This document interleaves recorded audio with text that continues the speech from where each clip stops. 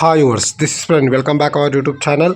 తెలుగు రాష్ట్రాల నుంచి గోవా వెళ్ళే ప్రయాణికులకు కేంద్ర ప్రభుత్వం గుడ్ న్యూస్ అయితే చెప్పింది. ఇప్పటివరకు హైదరాబాద్ నుంచి గోవా వెళ్ళాలంటే డైరెక్ట్ ట్రైన్ అందుబాటులో లేదు, కేవలం బస్ సౌకర్యం మాత్రమే అందుబాటులో ఉంది. ఒకవేళ సికింద్రాబాద్ నుంచి వాస్కోడగామా వెళ్ళాలంటే వారానికి ఒక్క రైలు 10 బోగీలతో సికింద్రాబాద్ నుంచి బయలుదేరి గుంతకల్ చేరుకొని అక్కడ తిరుపతి నుంచి గోవా వెళ్ళే మరో 10 బోగీలతో కలిపి ఒక నూతన రైలుగా మారి గోవాకు వెళ్ళేది. ఇది కాకుండా కాచిగూడ యలహంక మధ్య వారానికి 4 రోజుల ప్రయాణం సాగించే రైలుకు గోవాకు వెళ్లే 4 కోచ్లను కలిపేవారు. ఈ 4 కోచ్లను తిరిగి గుంతకల్ వద్ద షాలిమార్ గోవా మధ్య తిరిగే రైలుకు కలిపేవాళ్ళు. దీంతో ప్రయాణ సమయం ఎక్కువగా ఉండేది. మరోవైపు నేరుగా గోవాకు రైలు వేయాలని కేంద్ర ప్రభుత్వాన్ని కేంద్ర మంత్రి కిషన్ రెడ్డి కోరారు. కిషన్ రెడ్డితో పాటు పలువురు చేసిన వినతికి స్పందించిన రైల్వే శాఖ సికింద్రాబాద్ వాస్కోడగామా మధ్య బైవీక్లీ ఎక్స్ప్రెస్ రైలు ప్రారంభించేందుకైతే చర్యలైతే తీసుకుంది.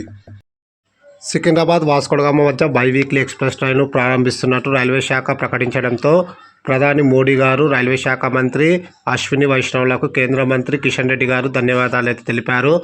మరోవైపు హైదరాబాద్ చుట్టుప్రక్కల ప్రాంతాల నుంచి ప్రతిరోజు గోవా వెళ్లే వారి సంఖ్య పెరుగుతుంది. ముఖ్యంగా వీకెండ్స్లో అయితే వీరి సంఖ్య మరీ ఎక్కువ. ఈ నేపథ్యంలో కొత్త రైలు సర్వీస్ అందుబాటులోకి రావడం పట్ల ప్రయాణికులైతే హర్షం వ్యక్తం చేస్తున్నారు.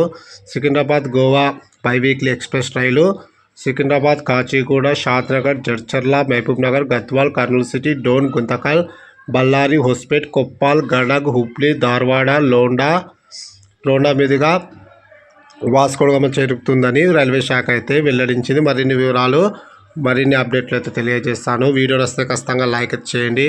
అలాగే మన ఛానల్ని కొత్తగా చూసే వ్యూవర్స్ అయితే ఖచ్చితంగా సబ్స్క్రైబ్ చేసుకోవడం మర్చిపోకండి. అలాగే మేబీ ఈ రైలును త్వరలోనే ప్రారంభిస్తున్నట్లయితే చెప్పడం జరిగింది కాబట్టి మరిన్ని అప్డేట్స్ అత్యంత తొందరగా రావాలని ఆశిస్తూ థ్యాంక్ యూ.